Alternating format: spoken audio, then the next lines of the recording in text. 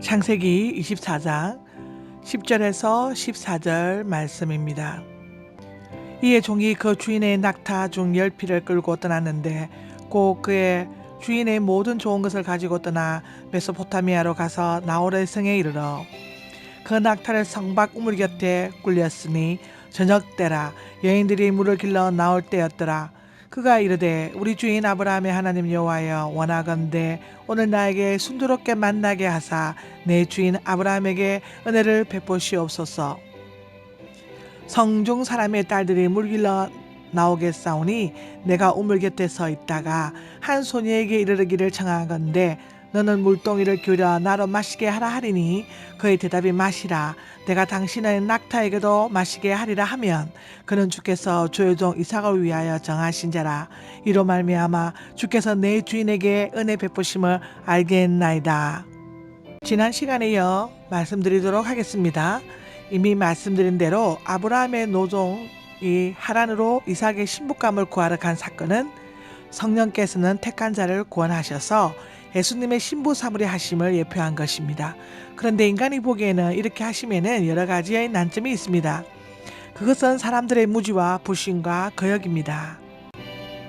무지란 사람들이 그 축복된 자리를 모른다는 것이고 불신이란 가르쳐 주어도 경험치 못한 것이니 믿지 않는다는 것이고 거역이란 믿어도 그 좁고 험한 길을 가고 싶은 마음이 없다는 것입니다.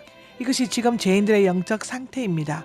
그러나 전능하신 성령님께서는 이 모든 것을 극복하시고 죄인들을 예수님 앞으로 능히 인도하십니다. 아멘. 오늘 계속되는 아브라함의 노종의 이야기를 통해 그 내용을 말씀드릴 때 신앙의 정상까지 따라갈 수 있는 성도 되시기를 바랍니다. 그럼 죄인을 예수님께로 인도하시려는 은혜는 무엇일까요?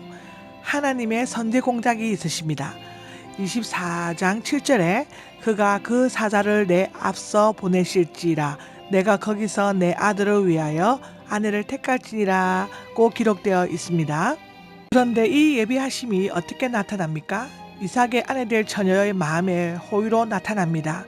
14절에 나에게 지극한 호의를 베푼 처녀가 이삭을 위하여 하나님이 정하신 자인 줄을 알겠다는 아브라함의 노종의 기도와 같습니다. 그래서 하나님께서 그 택한 처녀의 마음에 호의로 가득하게 하십니다. 그 호의가 얼마나 크든지 아브라함의 여러 종들은 물론 그 깊은 우물에까지 겸손히 내려가서 물 많이 마시기로 유명한 약대, 그것도 10필의 약대들에게 물을 다 먹이는 것입니다. 이처럼 하나님께서 미리 앞서 가셔서 준비된 마음을 만드십니다. 그래서 많은 사람들이 인생의 허물을 느끼다가 예수님을 만나고 혹은 사업에 실패해서 혹은 질고를 통해서 삶에 방황하다가 혹은 더 어려운 일을 통해 예수님을 만나는 것을 봅니다. 이것이 다 하나님의 자녀 만드시려는 하나님의 은혜예요. 그래서 그때 사람들이 그토록 거부하던 마음의 빗장을 풀고 호의적으로 예수님을 영접하지 않습니까? 그리고 약대에게 물을 먹이고 물을 먹이듯이 하나님의 말씀을 사모합니다. 하나님과 약속한 내용이 기록되어 있습니다. 사람이 하나님의 약속을 믿는 것도 큰 믿음이지만 자기가 솔선하여 하나님과 약속을 그대로 실행해 나가는 것도 큰 믿음입니다. 여인들이 물을 길러 나올 때였더라. 근동 지방에서는 오늘날도 여인들이 물을 기는다고 합니다.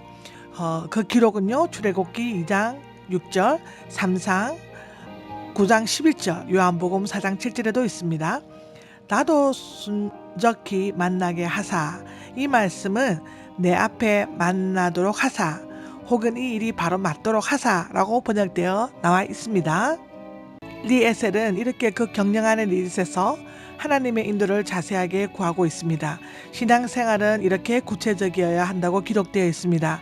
나의 주인 아브라함에게 은혜를 베푸시옵소서 라는 성경 말씀의 기록을 보면요.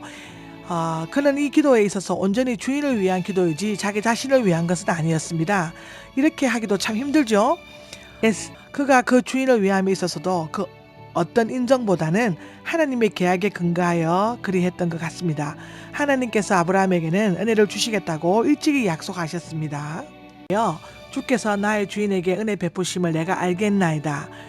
로 인하여 엘리에셀은 앞으로 될 일 몇 가지를 가지고 13절, 14절, 상반을 보면 이렇게 하나님의 은혜의 표를 삼고자 합니다. 이것은 하나님의 뜻을 알기 위하여 인간 편에서 몇 가지 일을 하나님의 인도하시는 정표로 삼겠다는 약속입니다. 다시 말하면 한 소녀를 만날 때에 그 소녀가 처음 보는 그에 대하여 친절을 베풀면 그 소녀를 이삭의 아내 될 자로 알겠다는 것인데요. 그 소녀의 그와 같은 친절이야말로 쉽지 않은 어린 성품의 시작이니 이삭의 아내 될 만한 자격의 증명이라고 할 수 있겠죠. 엘리에셀의 이런 약속도 강한 실행력을 가진 신앙 없이는 할 수 없는 것이라고 보여집니다. 심은 엘리에셀의 믿음을 보여주는 것입니다. 현재의 주어진 위치에서 충실했고요. 성경에 기록된 것을 보면 여호수아 24장 15절, 록기 1장 15절, 요한복음 6장 67절 68절에도 기록되어 있습니다. 그리고 사명을 위해서 신실하게 기도했다 라는 기록이 있는데요. 그것은 성경의 예레미야 29장 13절, 마가복음 11장 24절, 요한일서 3장 22절에도 그에 대한 기록이 있습니다. 기도함으로 하나님의 인도하심을 받을 수 있다. 성경에 보면요. 시편 91장 15절, 이사야 58장 9절, 누가복음 11장 9절에도 자세히 기록되어 있습니다. 엘리에셀의 기도는 그는 개혁 실행 이전에 기도를 했습니다. 일을 하기 전에 미리 기도를 하고 시작했어요. 그 기록은 시편 65장 2절, 에베소서 6장 18절, 골로새서 4장 2절에 기록되어 있고요. 그의 기도는 사심이 없는 기도였습니다. 진실 그대로의 기도, 마음을 다한 기도, 이것도 기록되어 있습니다. 대하 7장 14절, 에레미야 29장 13절, 마가복음 11장 24절에 있고요. 그의 기도에는 목적이 있는 분명한 기도였습니다. 다니엘 9장 4절과 마태복음 6장 9절에서 13절, 에베소서 3장 4절을 보면요. 기도에 분명한 목적이 있는 기도란 기록이 있습니다. 꼭 찾아보시고 여러분들 많은 은혜 받으시기를 바랍니다. 네, 저는 매일 새벽에 나가서 새벽 기도를 합니다. 제 개인의 기도도 처음엔 많이 했어요. 그러면서 나 말고 교회를 위해서 또 어떤 분들이 부탁하는 기도를 위해서 기도도 하고 그랬습니다. 기도를 하면 할수록 기도는 자꾸만 기도가 생겨요.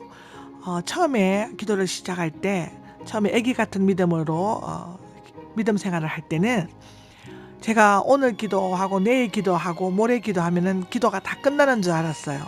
그래서 기도는 그냥 한번 하고 그리고 넘어가고 또 넘어가고 이런 건 줄 알았는데요. 제가 기도를 매일 새벽에 365일 기도를 하면서 제가 깨달은 게 기도라는 게 끝도 없고 한도 없더라고요.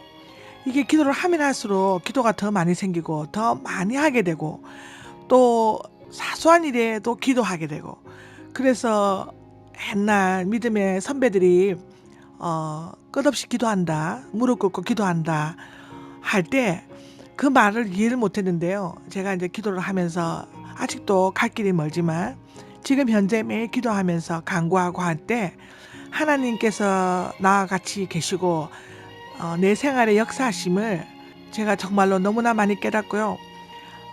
말로 표현을 하자면 축복이 내려 붙는다. 축복이 매일매일 쏟아진다는 그 표현을 드리고 싶어요. 그래서 제가 이것을 이 영상을 만들고 파워포인트를 만들고 녹음을 하고 하는 것은 제가 받은 은혜를 여러분들에게도 가르쳐 드리고 싶고 같이 나누고 싶어서 이것을 합니다. 제가 얼만큼 많이 축복을 받고 얼마나 많은 평온한 삶을 살고 있는지를 여러분들도 같이 느끼고 방법을 몰라서 모를 수도 있거든요. 그래서 제가 이것을 함으로써 중간중간 성경을 말씀을 드리고 또 제 간증을 함에 있어서 제가 알고 있는 것을 모르시는 분이 있으면 가르쳐 드리고 싶어서 하는 게 제 목적입니다. 오늘도 승리하시고요. 주님의 가득한 축복이 거하시길 바랍니다. 아멘.